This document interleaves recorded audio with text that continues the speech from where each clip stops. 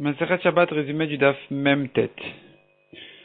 On a vu dans la Mishnah une liste de 4 choses dans lesquelles il est interdit d'enfouir sa casserole avant Shabbat, pour Shabbat, si c'est encore humide. Si c'est humide, c'est interdit parce que la chaleur elle est trop forte. La Gemara demande, est-ce qu'il s'agit d'une humidité naturelle ou même une humidité extérieure? La Gemara essaye de prouver qu'il s'agit même d'une humidité extérieure, mais finalement la Gemara repousse la preuve, donc ça reste en question. On a ensuite une Mishnah qui dit, il est permis d'enfouir la casserole dans des vêtements, dans des grains de blé ou des trucs comme ça, dans les ailes de colombe, dans des cires, dans des petites fibres de lin. Rabbi Yehuda, par contre, il interdit quand c'est trop fin, il permet que quand c'est épais. À propos du lin, comme ce que la Gemara le prouve. Pas à propos des cires, là-bas on ne fait pas de différence.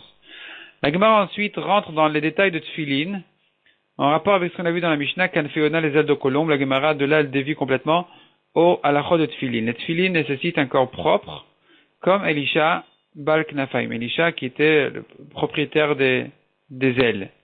La Gemara explique pourquoi propriétaire des ailes et pourquoi corps propre. Donc d'abord, un corps propre, selon Abaye, ça veut dire qu'on n'a pas le droit de faire des mauvaises odeurs avec les tefilines. Selon Rava, il est interdit de dormir avec. Et la Gemara explique pourquoi on l'appelle Bal Knafaim, pourquoi les ailes de Elisha. Parce qu'il y avait un décret de ne pas porter les tefilines. Et celui qui portait les tefilines, il allait être tué. Elisha est sorti quand même avec les tefilines sur lui. Et effectivement, il était poursuivi par un policier, un ministre, qui l'a rattrapé. Et là, Elisha, en voyant qu'il était rattrapé, qu'on le rattrapé, il a tout de suite enlevé les tefilines, il les a mises dans ses mains. Et le goy qui lui a demandé, mais qu'est-ce que tu as dans les mains? Il lui a dit, j'ai des ailes de colombe. Il a ouvert ses mains, effectivement, il y avait là-bas des ailes de colombe, la Gemara explique. La colombe, c'est Israël. Les ailes sont les mitzvot qui protègent la colombe. Et donc, il a eu ce miracle-là, que ces tefilines sont devenues effectivement des ailes de colombe.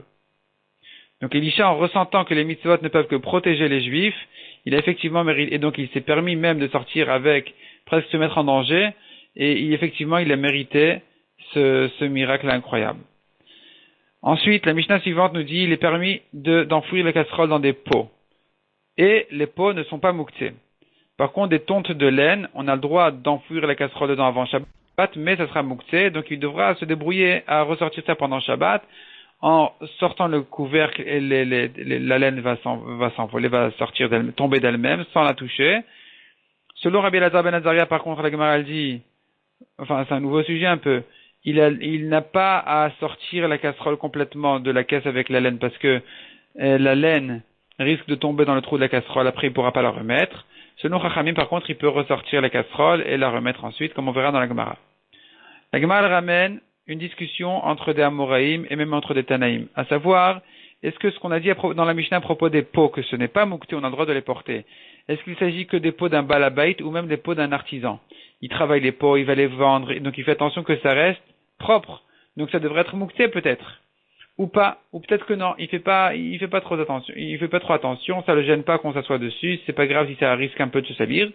Et donc c'est pas moukté, donc comme on a dit, c'est une marloquette entre les Amoraïm et même entre les Tanaïm. La Gemara ensuite ramène encore une discussion, ce qu'on a vu en général dans les Mishnah de Shabbat. Dans le 7e pérec de Shabbat, on voit qu'il y a 39 travaux interdits pendant Shabbat. D'où viennent ces 39 travaux interdits? La Gemara donne 2 explications. Soit c'est en rapport avec les 39 travaux du Mishkan, qu'il fallait faire pour construire le Mishkan. Soit c'est en rapport avec le nombre de fois où la Torah a cité le mot Melacha, Melarto, Melechet. Dans la Torah, on en a 39. Et donc, de là, on a appris qu'il y a 39 travaux interdits pour Shabbat. La Gemara ramène qu'en réalité, il y a 40 fois le mot Melarto ou Melechet dans la Torah, et simplement, il y en a une en trop qui ne portera pas le sens d'un travail vraiment, mais qui portera un autre sens. Et la Gemara se demande, à propos de 2 psukim, lequel des deux est celui qui sort des 39, qui ne prend pas le sens d'un vrai travail, mais plutôt d'un rôle ou de quelque chose comme ça, pas vraiment un travail de construction. Et lequel des deux, il sort de ce sens de travail, il prend un sens simple d'occupation, disons, et lequel des deux, il rentre lui dans le 39 compte, la Gemara reste là-dessus en safek. La Gemara ensuite ramène une braïta qui vient renforcer celui qui dit que les 39 melachot de Shabbat, elles sont en rapport avec les 39 travaux qui ont été faits pour le Mishkan.